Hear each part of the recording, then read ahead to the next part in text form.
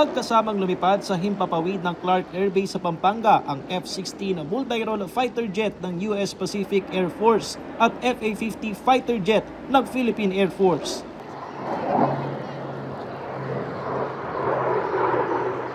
Bahagi ito na muling pagsasagawa ng Cope Thunder exercises ngayong taon.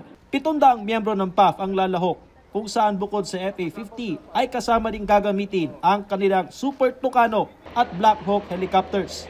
Sa panig naman ng US Air Force ay mayroon 200 tauhan. Ilan sa kanila ay may dugong Pinoy.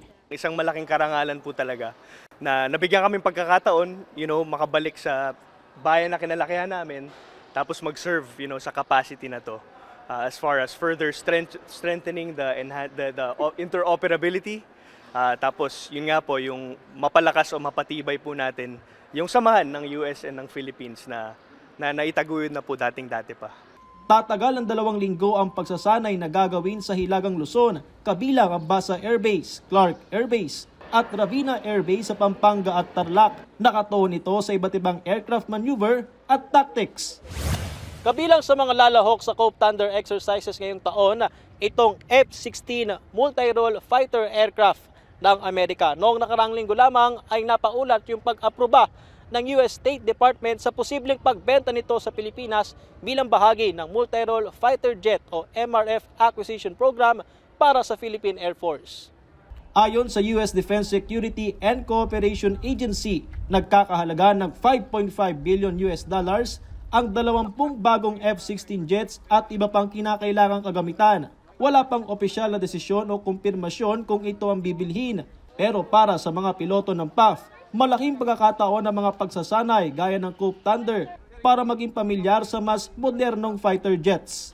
We are not comparing aircraft versus aircraft here. So we will validate our tactics, our tactics, techniques, and procedures on how we operate. This is in preparation for us in the future in acquiring multi-role fighter aircraft, much capable multi-role fighter. Samantala, tiniyak ng PAF na ligtas ang muling paglipad ng FA-50 jets na 3 linggong isinailalim sa grounded status matapos ang pag-crash ng isa sa mga ito sa isang military operation sa Bukidnon noong nakaraang buwan na ikinasawi ng 2 piloto. We have completed the investigation already, however, we're going to release the results very soon.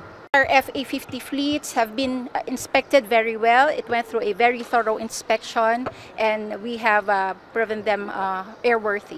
Sa unang pagkakataon ay magkakaroon ng international observers ang Cope Thunder exercises mula sa mga Air Force ng Malaysia, Thailand, Japan at Indonesia.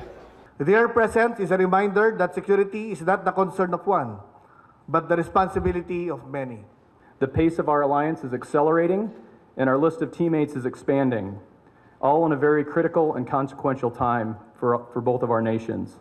Patrick De Jesus para sa Pambansang TV sa Bagong Pilipinas.